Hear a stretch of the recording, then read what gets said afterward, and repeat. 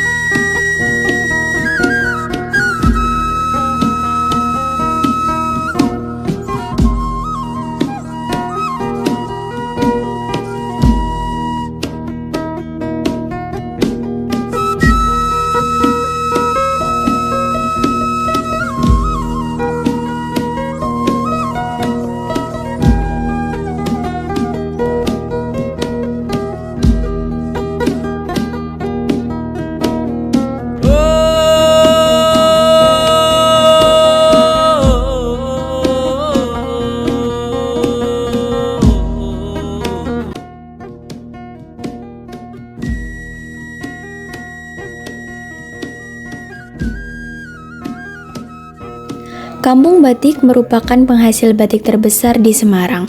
Awal dari kemunculan batik Semarang tersebut bermula dari ide para perajin batik di Semarang untuk membuat batik khas Semarang.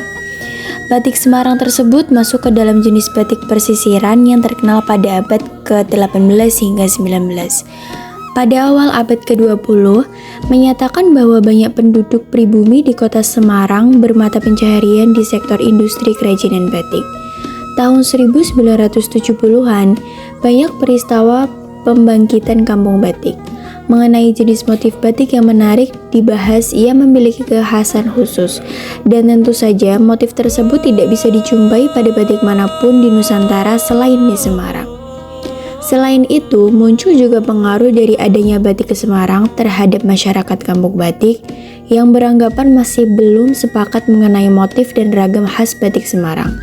Hasil penelitian menunjukkan bahwa kampung batik ini adalah tempat penghasil batik terbesar di Semarang. Tahun 1970-an, muncul perusahaan batik terkenal bernama Batik Kerit Tangkontin yang banyak mengusung tema motif terkenal pada masa itu. Melihat motif-motif yang ada di Semarang, terlihat sekali pengaruh Belanda. Banyak juga yang menyebut batik-batik Semarang sebagai batik kolonial. Namun, pada awal produksinya motif batik banyak batik didominasi keturunan Tionghoa. Pada tahun 1997 telah disepakati secara umum oleh Konvensi Batik Internasional, yaitu proses penulisan gambar atau ragam hias pada media manapun, menggunakan lilin batik atau wax sebagai alat printing pewarnaan batik. Motif batik Semarang. Batik Semarang memang tidak memiliki motif yang baku, namun produknya bisa dikenali dari pemakaian motif yang naturalis dan realistis seperti burung merak yang melambangkan keindahan dan perlindungan keluarga, bangau yang menjadi simbol panen dan kemakmuran, ayam jago sebagai simbol kejantanan, dan kupu-kupu yang melambangkan keindahan, kesuburan, dan harapan mencapai kedudukan yang tinggi. Motif lainnya adalah ikan, sebagai simbol kemaritiman, daun asam yang diyakini sebagai awal penamaan Semarang, pohon bambu sebagai simbol kemudahan hidup, bukit sebagai simbol kekotaan Semarang, dan laut simbol kemaritiman. Ciri-ciri lain dari batik Semarang adalah pemakaian warna yang cerah, kultur pesisir yang terus terang dimanifestasikan dalam pilihan warna terang seperti merah, oranye, ungu, dan biru. Berikut beberapa motif batik Semarang yang terkenal lengkap dengan informasi sejarahnya. Motif batik warak ngendok. Batik motif warak ngendok merupakan batik kreasi Neni Asmarayani pada tahun 1970. Batik tersebut bernuansa Semarang. Terciptanya batik tersebut atas dasar kesukaan. Dalam pembuatan desain tersebut melibatkan para pelukis dan seniman yang terkenal di kala itu. Penulis Saroni Asikin mengungkapkan motif yang dibuat oleh Neni Asmarayani belum diketahui makna dari motif tersebut, dikarenakan Neni Asmarayani belum mengetahui keberadaannya. Yang kedua, motif batik Franquemont. Motif batik Franquemont merupakan batik kreasi Carolina Josephina von Franquemont yang aktif berproduksi pada dekade 1850 hingga 1860. Dirinya pernah membuat sarung berkualitas bagus.